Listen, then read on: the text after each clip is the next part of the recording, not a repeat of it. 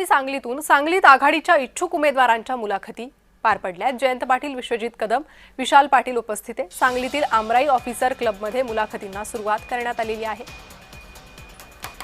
याचा आढावा घेतलाय आमचे सांगलीचे प्रतिनिधी दीपक चव्हाण यांनी। सांगली मिरज आणि कुपवाड शहर महानगरपालिकेच्या सार्वत्रिक निवडणुकींच्या हालचालींना आता गती आलेली आहे। सर्वच राजकीय पक्षांकडून आपापल्या इच्छुकांच्या उमेदवार फायनल करण्याच्या दृष्टीने प्रयत्न सुरू झालेले आहेत। आज सांगलीमध्ये काँग्रेस आणि शरद पवार राष्ट्रवादी यांच्या संयुक्त मुलाखतींना सुरुवात झालेली आहे।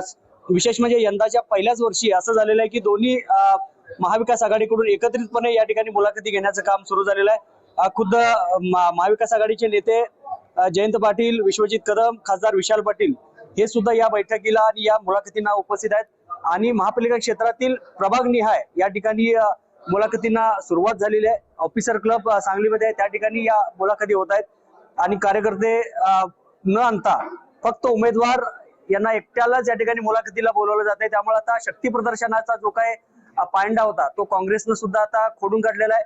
शक्ती प्रदर्शन न करता फक्त कार्यकर्ते सोडून फक्त उमेदवारांनी या ठिकाणी मुलाखतीला यावं असा फरमान काढल्यामुळे आता या ठिकाणी शक्ती प्रदर्शन कुठेही आपल्याला पाहायला मिळत नाही। मात्र आज दिवसभर या नेत्यांच्या समोर आपापल्या पद्धतीनं उमेदवारी कशी मिळेल यासाठी उमेदवार मात्र धडपडताना दिसणार आहेत।